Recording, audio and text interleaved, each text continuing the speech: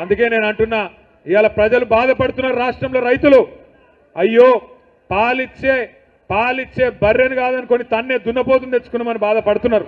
వాస్తవం ఇది. కానీ ఎలక్షన్లు అప్పుడు ఆగమై తర్వాత బాధపడితే లాభం లేదు.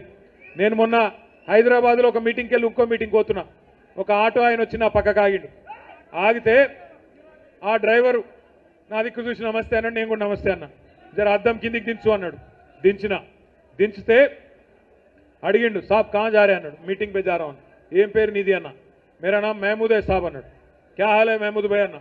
क्या हाल है साहब, सब बर्बाद है అన్నాడు. सब बर्बाद है क्या हुआ अन्न.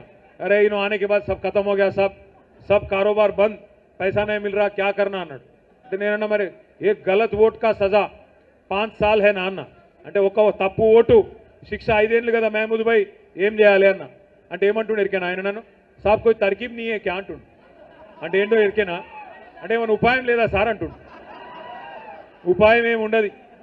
అందుకే మహబాద్ వాళ్ళు డోర్నకల్ గట్టిగా యాద పెట్టుకోండి. వచ్చేసారి కూడా కేసీఆర్ గారు ఎవలకు బీఫామ్ ఇస్తే ఇక వేరే ఆలోచన ఉండదు. అర్థమైందా.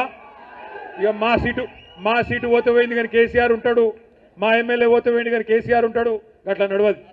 ఎక్కడ ఎవలకు కేసీఆర్ గారు బీఫామ్ ఇస్తే వాళ్ళల్లోనే కేసీఆర్ని చూడాలి.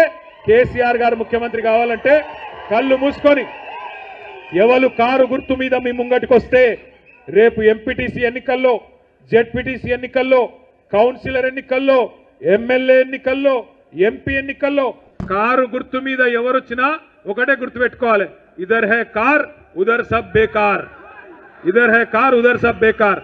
అందుకే కారు గుర్తు చూసుకోవాలా, కేసీఆర్ గుర్తు తెచ్చుకోవాలా. క్యాండిడేట్ ఎవరన్నది అనవసరం, కేసీఆర్ రావాలి, మళ్ళీ రాష్ట్రానికి ముఖ్యమంత్రి కావాలి. ఇదే లక్ష్యంతో అందరం పనిచేద్దాం, ముందుకు పోదాం.